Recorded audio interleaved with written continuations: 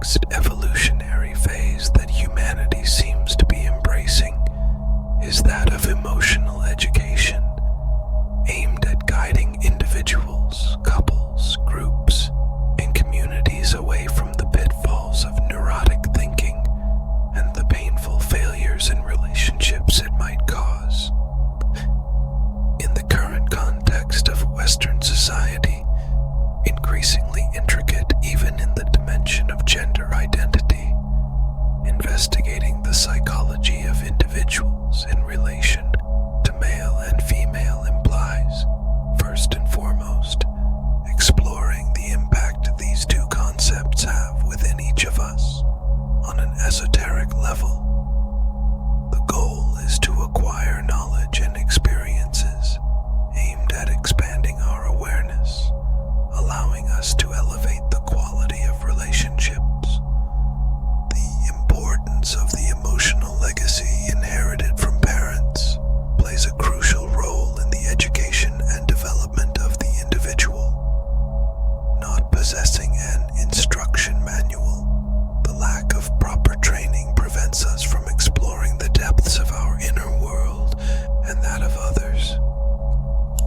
One could hypothesize that the loss of power by males has recently contributed to generating insecurity and potential aggressiveness in contemporary men. Alternatively, conflicts with women might have influenced this condition. Women, indeed, reclaimed psychophysical spaces through the feminist movement. Representatives of the LGBT community are also fighting for their rights. What about male pride? The lack of happy men in the West could be linked to the absence of a father figure or mentor who teaches the young how to navigate life. Anthropologists agree that humans are not born with the instinct to know how to love, experience sexuality, or organize their emotions. Human beings learn when someone guides them. Throughout history, for the first time, males entered society guided by mothers and female figures such as teachers, therapists, and assistants. Without guides, males find themselves unable to live and perform fundamental tasks, forcing them to proceed through trial and error, often with disastrous outcomes. The greatest harm caused by the absence of a father is the disappearance of any form of emotional education, which traditionally involved complex teaching processes, initiations, and rituals, marking the transition between one phase and the beginning of another.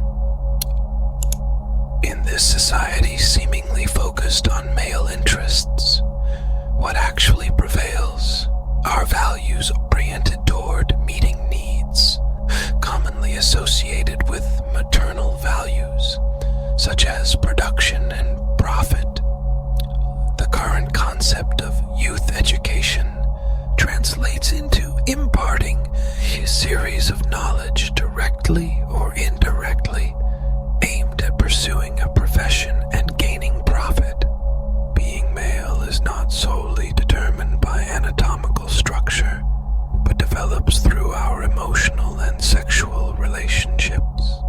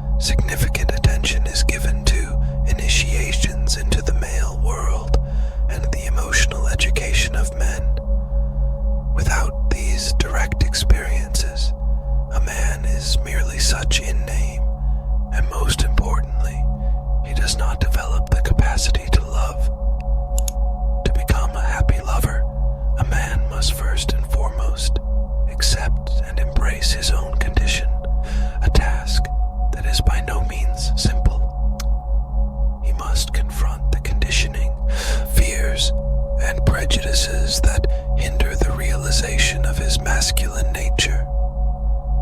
An obstacle in male development is the friend of women complex.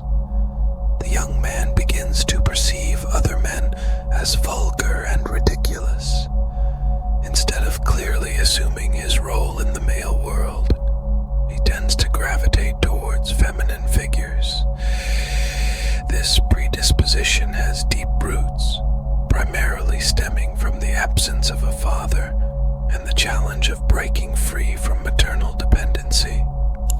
A prevalent bias against males revolves around the notion that being male is ugly, lacking elegance, somewhat foolish, and above all, rough.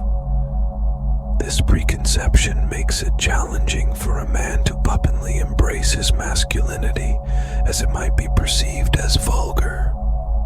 Confronting this challenge necessitates inner work to liberate oneself from damaging stereotypes and to embrace a more authentic and positive view of one's masculine identity. Furthermore, the power of male sexuality is often kept hidden, as there is a widespread belief that it is an unjust power paid dearly by the other half of the human population. However, being male also means expressing oneself, especially when adopting behavior to please the other person. Archetypes, intrinsic forces, always present in human history, manifest through symbolic representations, recognized in all cultures as guides for human life. Psychology has highlighted that archetypes emerge in an individual's existence from the unconscious, influencing life without the person being aware of it. The male psyche, in particular, represents a battleground between two contrasting forces.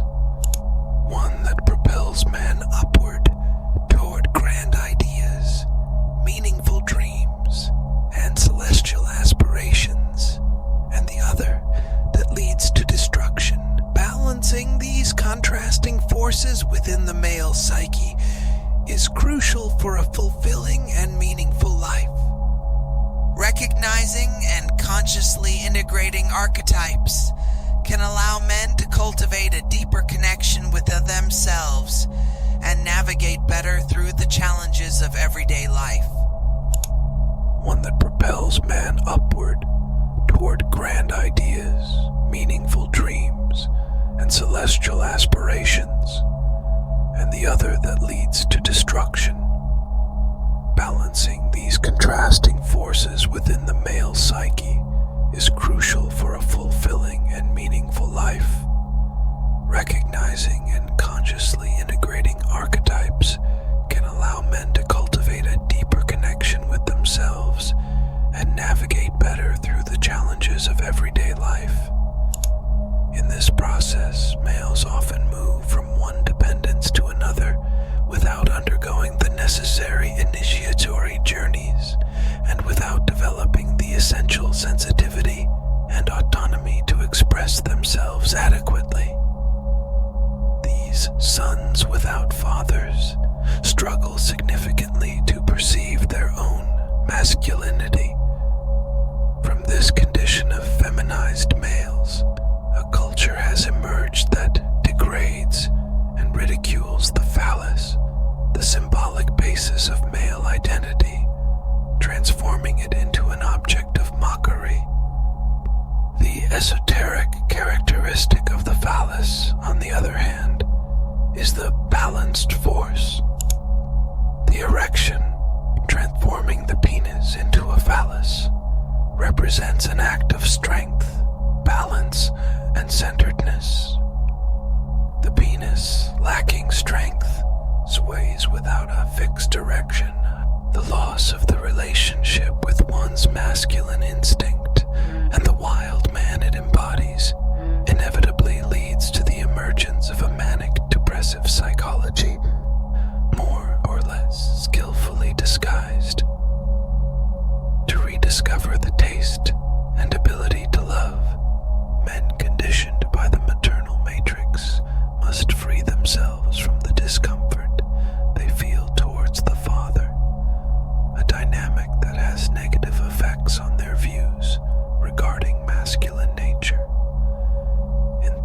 families with maternally conditioned sons.